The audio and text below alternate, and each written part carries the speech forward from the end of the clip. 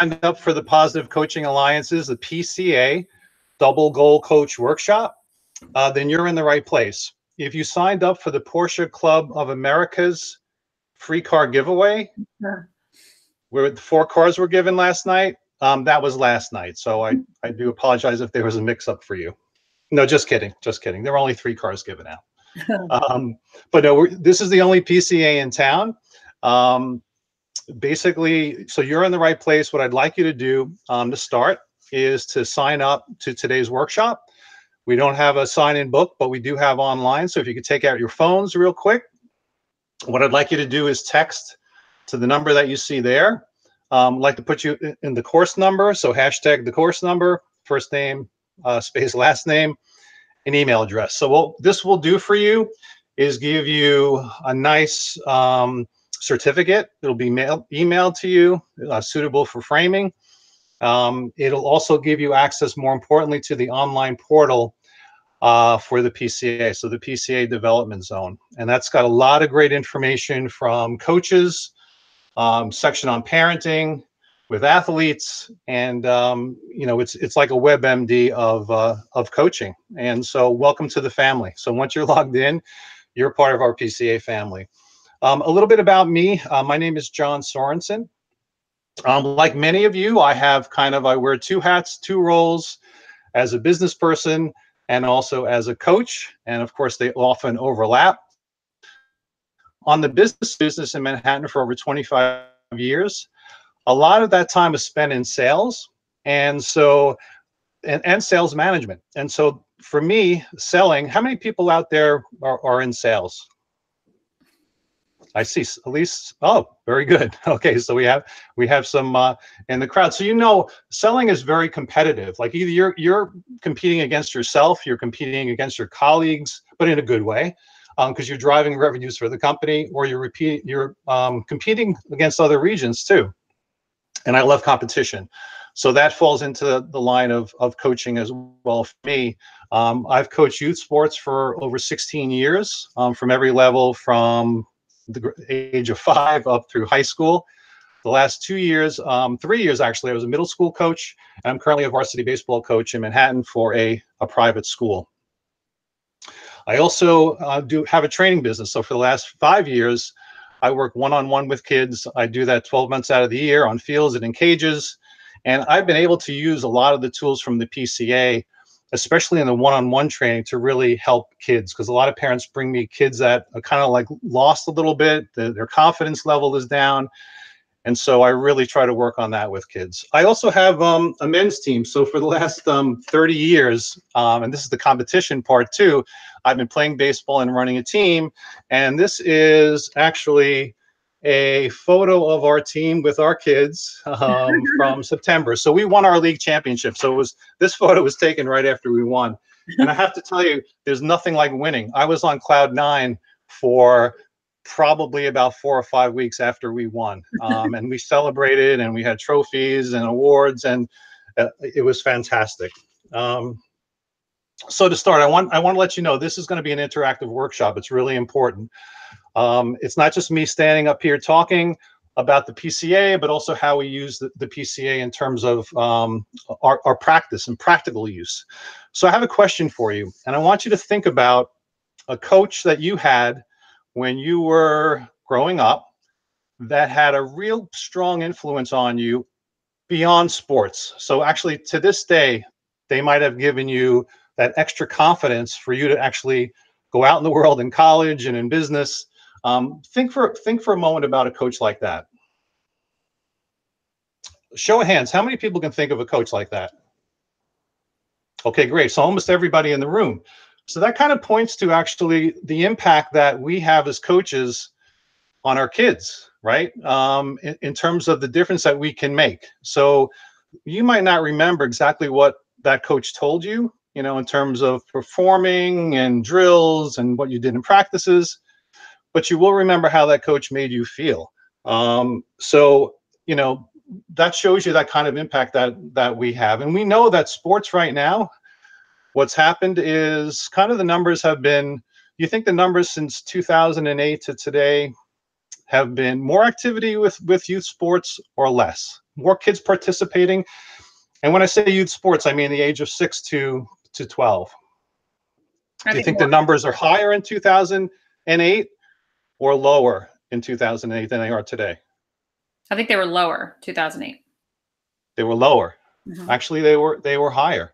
So across the board, basically, in different sports, the major sports like baseball, football, soccer, basketball, the kid participation level is actually less. So the percentage is less. Now, we know this from the Aspen Institute. They just did a much anticipated study over a 10-year period about kids that play. And I recommend that anybody here just kind of, maybe you want to jot this down too, but look at that particular report because it really gives kind of the state of the union in terms of where youth sports are today.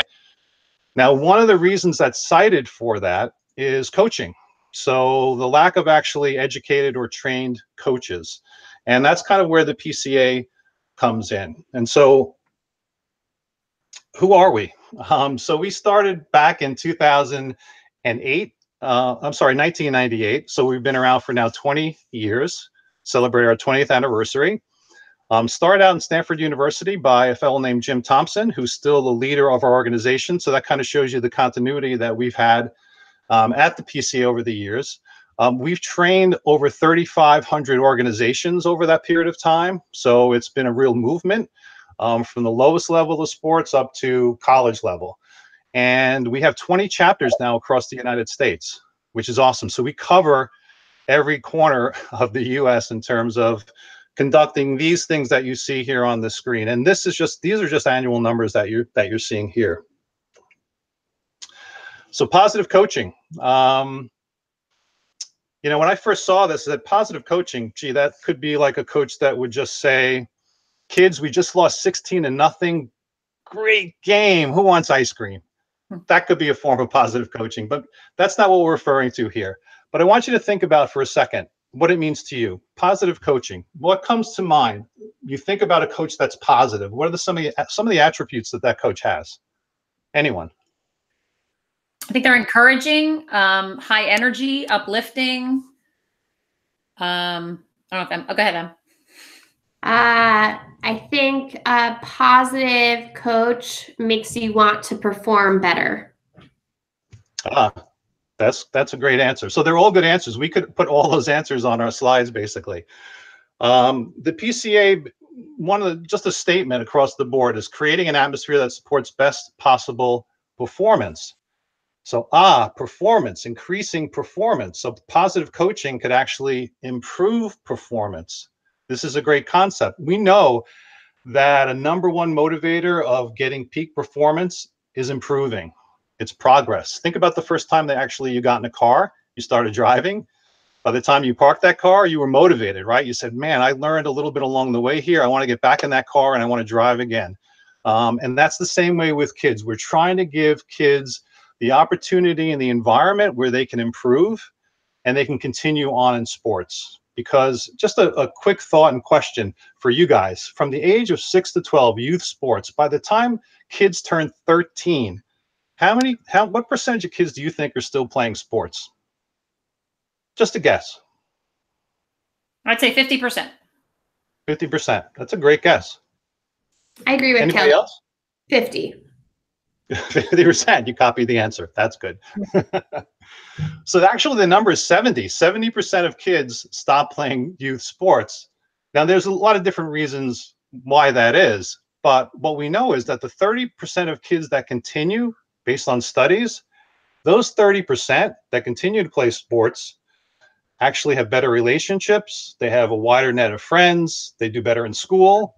They're less prone to anxiety, less prone to depression, less prone for alcohol abuse and drug abuse.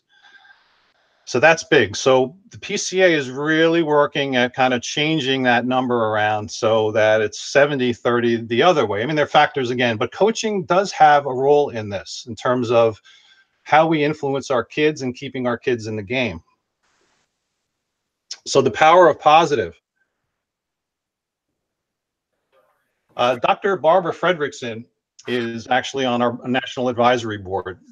She's one of the main researchers that we kind of rely on. She has a lab at the University of North Carolina in Chapel Hill, and she really studies emotions, positive emotions, negative emotions.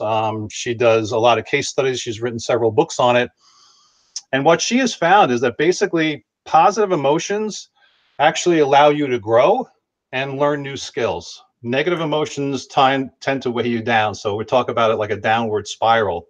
She talks about upward spiral, downward spiral. And there was an article in Sports Illustrated, September 28th, 2015. The title was "The Last Days of the Abusive Coach." So we know examples in the past of, you can think of coaches that were really abusing in terms of physical abuse, but there's a lot of psychological abuse that still happens in sports. So this is a trend. It's kind of going away. It's like an old way of coaching. The PCA has a newer way, a newer model of coaching, and then based on the success of the coaches that we're involved with, we're seeing a real trend towards more positive coaching. Elite coaches, they agree. So the people that you see on the screen here are just part of our National Advisory Board.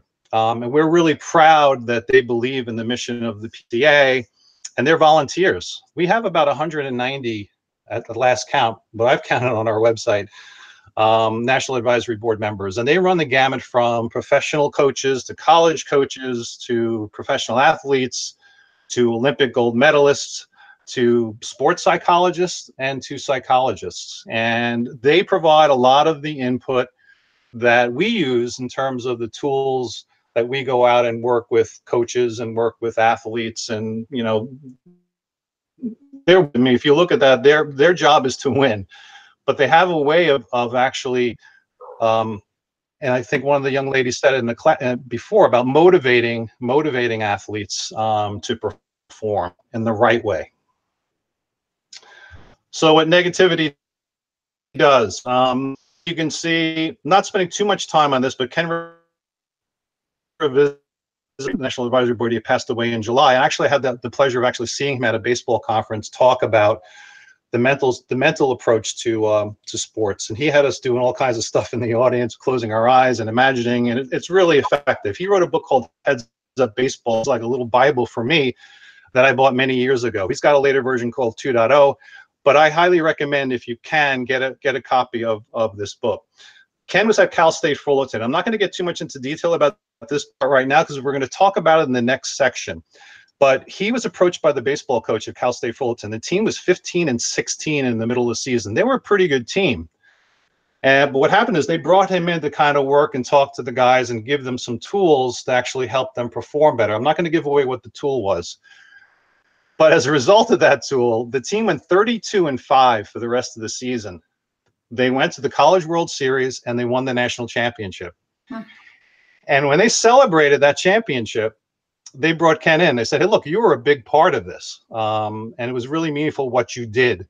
But I'm not going to get into that now. I'm going to leave that for you a little bit later. But you'll see. I use it, by the way. The thing that he used, I use it now. I mean, I did not use it before knowing about the PCA, but it's really, really effective. And it's effective from every single age level and every single sport. So just quickly too on this, negativity, yeah, it weighs you down. You're thinking about the mistakes that you made. The coaches are pointing it out. Your mind is not in the moment. You're thinking about what just happened. My strikeout the last inning, now I take it out into the game. I missed 2 foul shots. At the end of the last game, I bring that into the next game. This is all about what's the most important play in sports, and that's the next play. So being mindful that nothing in the past matters, but today, currently, what you're doing at that very moment is what matters most, the next play. So if we know that positivity is really a great thing and it really works, why do you think there's so much negativity in sports? I'd like you to pair up for a second and just talk briefly to the person next to you. Just some ideas. Why do you think that is? Okay. Emily and I are chatting. Okay. So anybody want to just offer why they think? Reasons why? I had, I'm just saying this off the record. I did this at a workshop the other day and I got an answer that I never heard before. And this coach said, I don't think kids today are equipped to know how to fail. And I thought that was a really good answer, because usually the answers you'd hear parent pressure, society pressure, kids, parents want their kids to be D1 athletes when they're 8 years old. And so I thought that was a really good response. Kids aren't equipped to be able to handle failing. That's a really deep thought one, right? Yeah. That was good. For sure. Anybody else? Sorry, had to step aside for a second because the electrician's here, so missed the beginning. All good. No, I just, why do you think there's so much negativity in sports today? I think because parents and coaches see so much negativity on in entertainment and on the radio. Right. If it bleeds, it leads in the news, right?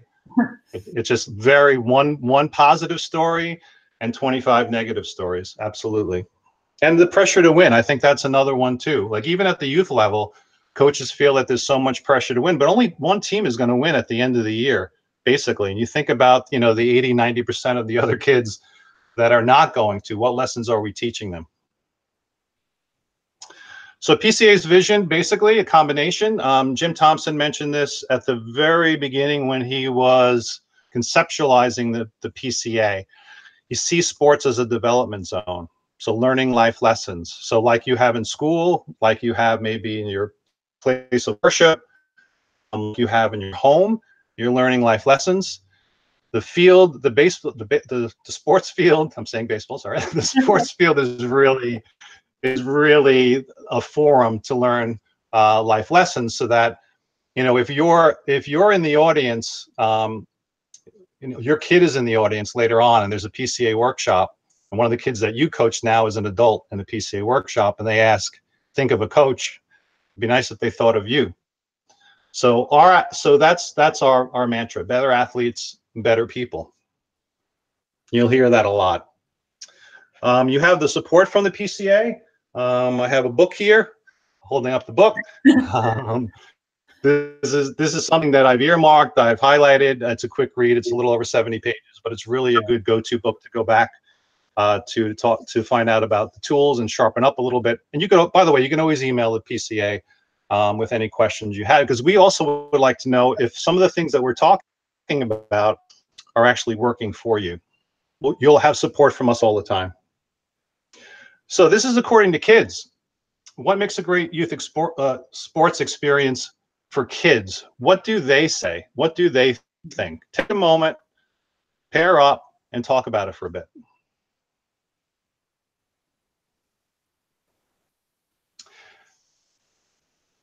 So what we found through study after study, and in the PCA, there's about 25 years of research that we have. I mentioned Barbara Fredrickson. She's one of the leaders in terms of thought leaders in terms of positive emotions. But these are the three things that we really kind of found from all this research, what kids really want: feeling connected, believing they can improve, and feeling proud about acting with integrity. These are three cornerstones, pillars of the PCA that we address with our coaching models. So we base our coaching models on these three things that kids want. Feeling connected. Who knows who Barry White Jr. is? And please don't say the disco singer. Anybody know? I don't know exactly who he is. I know the name, Okay. but I don't want to claim that I know who he is. Of him went video. He was he still is. He's a school teacher in North Carolina. Now, I think you might remember, he was standing outside his classroom, and what happened is the kids would line up outside the class before they went in, and he would give a personalized handshake to every single one of those kids. Every handshake was different. And as a result of that, he ended up on the Today Show.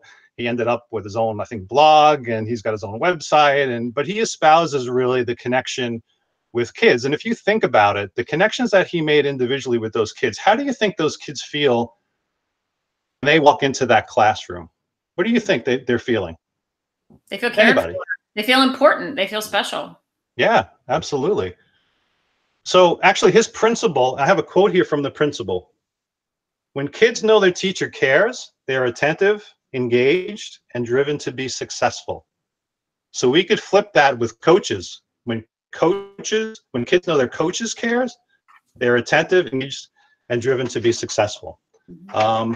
So I think about that from when I was in school. You go from class to class. Oh, we're going, you might have a favorite teacher and you look forward to that. But think about those kids. They're in a class, the bell rings, they're rushing to line up on the hall and get their personalized handshake. So he's really connected. So I have to say, if there's one thing you can do at the beginning of your season, is somehow connect with your kids. Connect with them individually. It's not that hard. Basically, all you have to do really is just talk about their family, talk about a movie that they saw, talk about the new cleats that they're wearing. You'll make that connect right away, especially with new kids that you don't know. And that's really important. So the coaching model from the PCA, again, we've developed these tools, a terrific wide toolkit for each one. The emotional tank, the Elm Tree of Mastery, which is effort learning. Mistakes are okay. And that goes back to Ken Revisit. We'll talk about that a little bit later.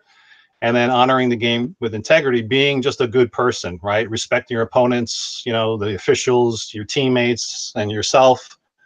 And we'll talk more about those tools later. So this is a video from Herm Edwards, who's on our National Advisory Board here in New York. We know Herm as the former head coach of the New York Jets. He actually either has a book or something written about Hermisms. He's a very, very positive guy, but he's talking about competition here. So we'll play the video.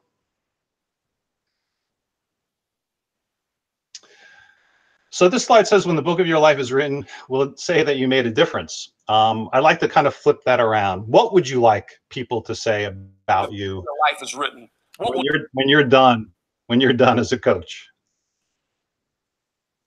Any thoughts?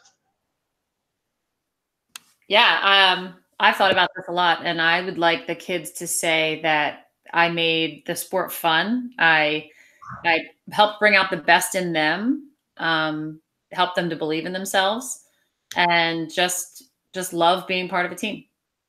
Yeah, awesome. All great things. I mean, those are things too that they're going to carry on beyond, like I said, carry on beyond school, regular school, college, into their place, giving them confidence. Anybody else? Again, just that I think less about me, but more what they took from the experience is just confidence, knowing that they have value more than just for their talent in sports. Great. So we have a tool called the 5-to-1, basically 5-to-1 ratio. We're going to talk about that too. So that's a great point about confidence and how we address that. So this is our gold standard, the double goal coach, striving to win, teaching life lessons. This is the ultimate for the PCA. If you can do both of these things, then you're going to be a really, really impactful coach. So again, we're striving to win, we're competitive, just like you see all of that slide that I had up before about the National Advisory Board members, and we're teaching life lessons. I had thought that just because kids are playing sports, they're learning life lessons, right? They're learning to be with teammates and they're learning to compete. But study after study shows that if we don't point out these life lessons as they're happening and we make them in terms of a positive light for kids, they're not going to absorb them as well. So that's really important. And again, the tools that we have here from the PCA, I think are going to help. So again, when these two come together, striving to win, teaching life lessons, who's ever had a striving to win coach only? All they talk about is winning, winning, winning. Who's ever had a coach that just is about, we're just going to not worry so much about winning, but we're going to teach life lessons, right? So neither one of them are that much fun, that much great. But again, the ones that are really going to have the impact on our kids are the ones that can do both. Mm-hmm. Okay. All right. So how would you transition then into the first principle? What would be your last transition? We take a short break, maybe, or not. But then I would just then, I think what I will be doing is the filling the emotional tank on the next one. So transition in terms of some of the things I said maybe about the confidence that one person had brought out, and how this tool in particular is really going to help motivate kids and boost their confidence. All right, thanks. Okay. I find sometimes, I called you out on that just because sometimes I find that we do these demos, and then when it comes to doing a full workshop straight through, I've seen some newer trainers kind of struggle and go, okay, now let's move on. And I'm like, transitions I think are important to set people up for what they're going to be doing. And I always think of the introduction to the workshop as sort of the trailer, sort of the teaser that's going to get people wanting more, which I think you did a really nice job at sort of telling us what's coming. But the transition I think is really important too, to get coaches. Absolutely. Okay, now it's time to work. Let's figure out how to use this and how to do it. Right. Thank you very much, John. I took a lot of notes, which uh-oh. no, I mean, taking lots of notes sometimes is critique and sometimes is stealing ideas. So okay. A lot of your research and things that you did. And I want to see the rest of the workshop because I want to know what this tool is that Ken Ravisa told you. Right, exactly. So Emily, not having been, pretending this is a workshop, what are some things that you really liked about what John did? And then maybe if you have a suggestion or two to transfer, what I've been doing more often with these demos is this video format is great for content, for ideas, but translating the way John's style is, his questioning, his personality to a live workshop, what would you recommend for him, some tips or feedback that can help him translate this when he's with live coaches? Does that make sense?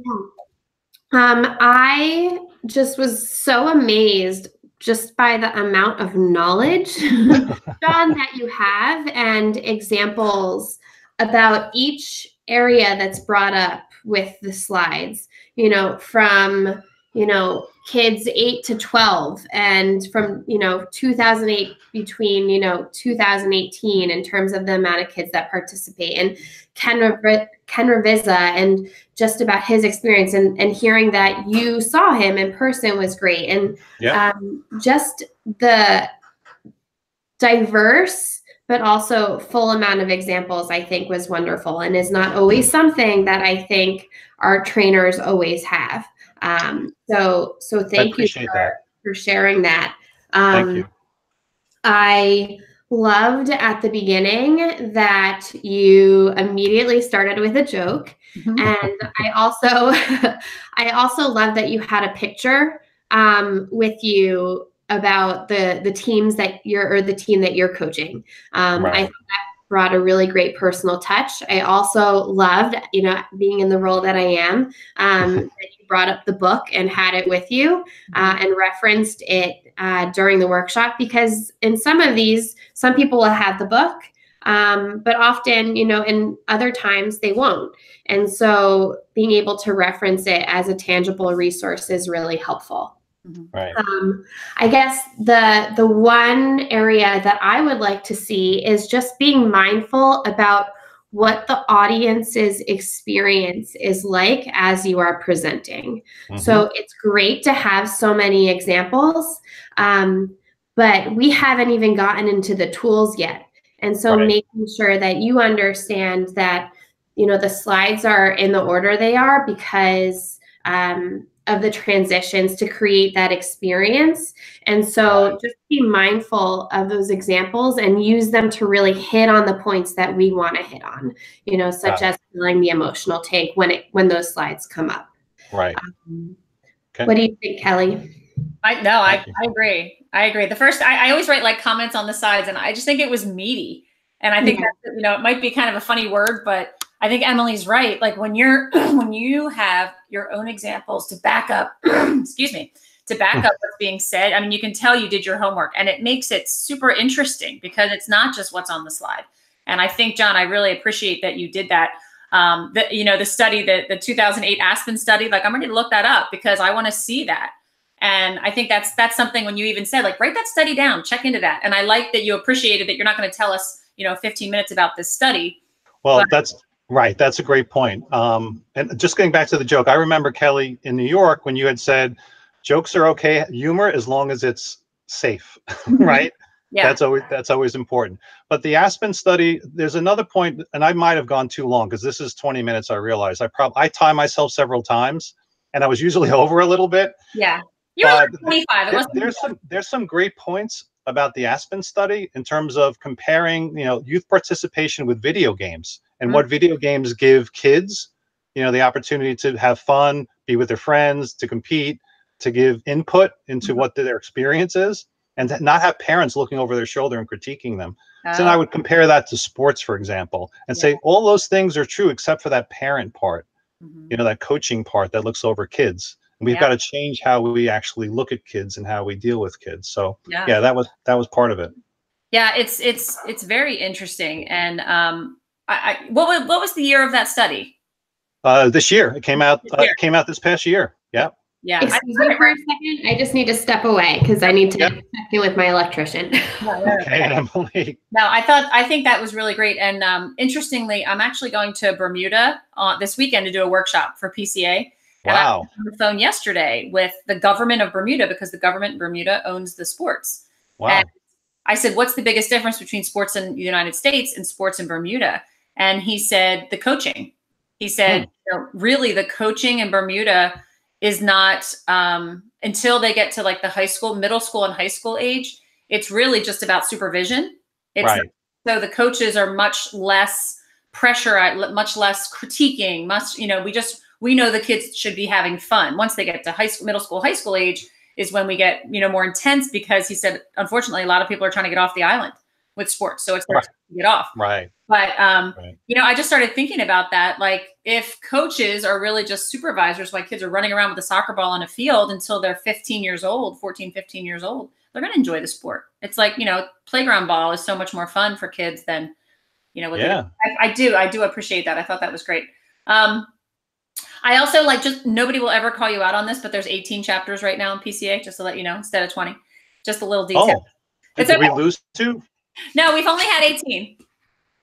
Okay. Yeah, we had 17, and then the Mid-Atlantic DC area chapter just joined, so now we're up to 18. But okay, thank you for that. To get to 26 or 25 or 26 is the goal by 2020, which is exciting. Awesome. Yeah, so let me see what else. I put a lot of positives, a lot of things I liked. You know, right off the bat, setting the tone for an interactive workshop. That's so important. And I like the way you had us think of a coach, but didn't necessarily have us all share it out every time. I think that's good. What I would encourage you to do is maybe get our voices in the room a little sooner. You know, you had a lot of things to say, which are fantastic, but maybe that is an opportunity for us to kind of talk a little bit, just to get voices in the room so that when you say it's an interactive workshop, we want to start interacting sooner. That would be one suggestion. I love the Ken Revisa stuff. And my only suggestion for that would be don't give us too much right up front. Maybe I know. You know, it was good to kind of see, you know, and I got to work with Ken Revisa and I got to use some of the tools he explained to us. And when we get to, and then tell them where they're going to find it. When we get to Elm Tree of Mastery, I'm going to explain to you one of the tools that's really changed the way I coach. You know, so because I'm sitting here like, tell me what it is, tell me what it is, tell me what it is, you know, and it might be. That means you have to stay. You have to continue to stay for the workshop. At a break, you can't leave. That's why. Exactly. But maybe just reference where you'll, you know, when we get to the second principle, that'll be a place where we can talk about it. But exactly. I think that's great to say they were 15 and 16. And then, you know, by the end of the season, the rest of the season was 32 and 5. Like that will get me interested as a coach. Like exactly.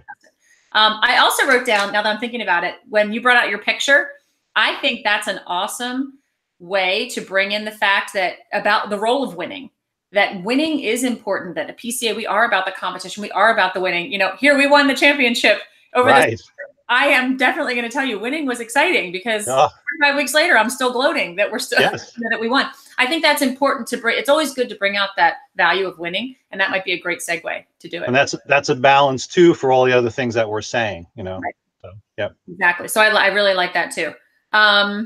Let me see what else. Oh, the book. I like you referencing the book to sharpen up your skills, because I think we don't want to always assume that all these coaches are not good coaches.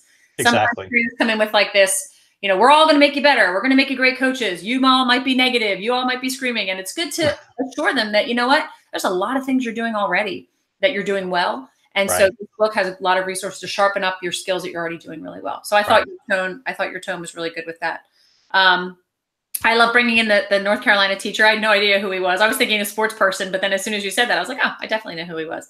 So I thought that was great to bring that in as well. And a lot of you brought in a lot of words that, like you said, kids are more engaged, they're more motivated, they're more like, you had a lot of really good buzzwords that if I'm sitting in your participating in your workshop as a coach, I'm thinking, wait, my kids are not motivated. My kids are not engaged. Right. They're distracted.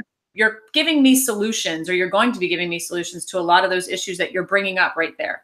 So I really like it. My only encouraging part would be, if you go back and watch this again, because I recorded it, is to just see which parts did you put up front that you can save to when you get to the principles. Teasers are great, but sometimes we give too much in the introduction, and then by the time you get to the principal, they're like, well, we already heard that story. So just give a little bit of a shorter little, brief thing. And then when you get like the 5-to-1 ratio, I wouldn't bring that up yet. I would say that wait for emotional tanks. And Kelly, just to jump in really quickly, that example with the North Carolina teacher would be awesome in e-tank. And talking about the 5-to-1 to reinforce that, because immediately off the bat, high-fiving kids, like every kid covers one of those 5. And that's a great point, and something that I haven't heard a trainer use yet. So I loved that example, and I think it makes a bigger impact at that time than it probably does up front. Yeah, another option would be to introduce that as one slide with that video. So that, and just show, hey, this is what connecting is all about. You know, for example, how kids react and feel about that. Absolutely. It's a terrific video. Anytime you add in a video off of YouTube, all we ask is that you give credit where credit is due. So if if it was from SportsCenter, ESPN, whatever it was Channel 6 Action News, just make sure that you say this was a video that we borrowed from NBC News or whatever. So, but other than that, you can add in a video like that for an example. I think that's a great idea. And just one last area, if I could just add to, is when I remember going through these videos and doing my own demos and having like, how do I connect these slides without talking about each one, because we have eventually you might have to do this in an hour, this kind of workshop. So you have to be bam, bam, bam, bam, bam. And, the Barbara Fredrickson, then going to Sports Illustrated, it's definitely something that can be hard, is just addressing it and moving on. It's something that you will eventually improve upon with time as you do it more. But I think trying to practice how you can move through those slides kind of seamlessly without reading them.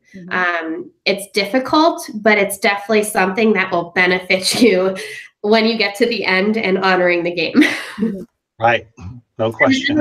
Emily said, we like to give you all of the slides and all of the tools, because there very well might be a workshop where they say, you need to do this in an hour. You need to do this in an hour and 15 minutes. And so knowing everything makes it easier for you to figure out what to cut out.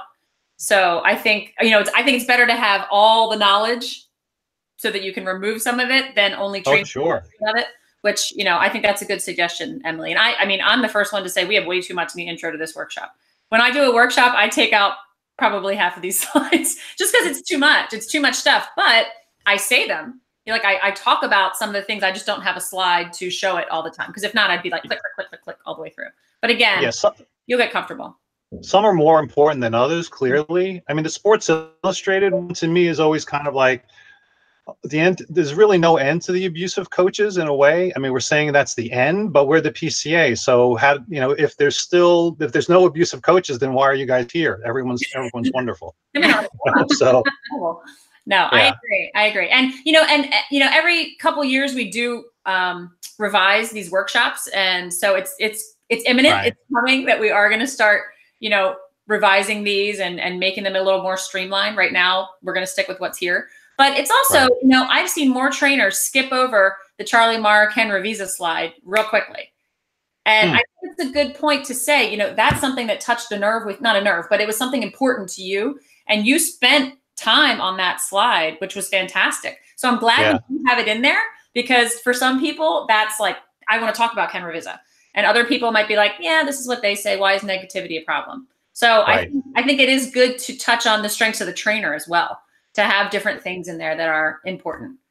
There's another little fact to that slide too, in that, they're both part, well, unfortunately Ken no longer, but Charlie also is part of the PCA advisory board. Oh yeah. And he's the mental skills coach, or the team psychologist for the Cleveland Indians. Yep.